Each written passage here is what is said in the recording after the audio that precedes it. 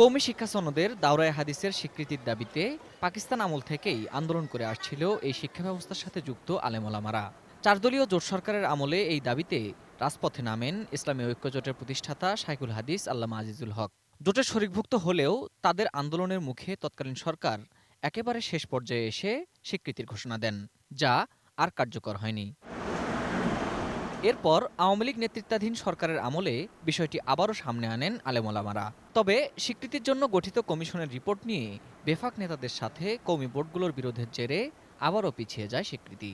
MA পর্যন্ত যতগুলি ধাপ জেনারেল শিক্ষায় আছে, আমরাও মাদ্রাসাগুলিকে ওই ধাপে ধাপে আমরা একটা করেছিলাম। যেদিন নাকি প্রধানমন্ত্রী এটাকে মন্ত্রিপরিষদের মিটিংয়ে তুলতে গিয়েছেন এই দিন, যে এটা যদি এভাবে করা হয় তাহলে লাখ লাখ লাশ পড়ে যাবে। সবশেষ গত মঙ্গলবার গণভবনে এক অনুষ্ঠানে কওমি সনদের স্নাতকোত্তরের স্বীকৃতির ঘোষণা দেন প্রধানমন্ত্রী নিজেই, যেখানে সরকারের কোনো হস্তক্ষেপ থাকবে না, যা গেজেট আকারে প্রকাশ করে শিক্ষা মন্ত্রণালয়।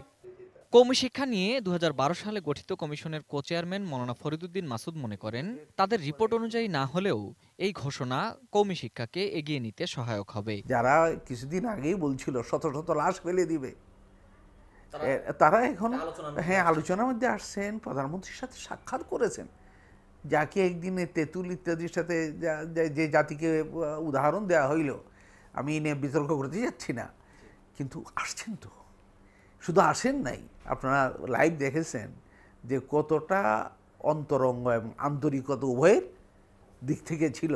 শিক্ষাবিদরা বলছেন, বিশ্ববিদ্যালয়ের মাধ্যমে না হওয়ায় এই সনদের মূল্যায়ন হবে না, যদিও সেটা মানতে নারাজ আলেমরা। ইউনিভার্সিটি কারিকুলাম করে তাদেরকে বলা হবে যে এই কারিকুলাম অনুসারে এই যোগ্যতা সম্পন্ন শিক্ষক দ্বারা তোমরা শিক্ষা কার্যক্রম পরিচালনা করো।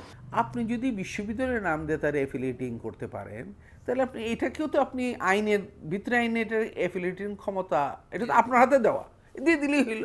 যারা স্বীকৃতির বিরোধিতা করেন তারা কওমি শিক্ষা সম্পর্কে সঠিকভাবে জানেন না বলেও মন্তব্য করেন ফরিদুদ্দীন মাসুদ। মাদ্রাসায় আসলে কি হচ্ছিল তাদের কারিকুলামে, এই সম্পর্কে আমাদের বুদ্ধিজীবীরা জানে না। Ferdous Rahman, ATN news, Dhaka.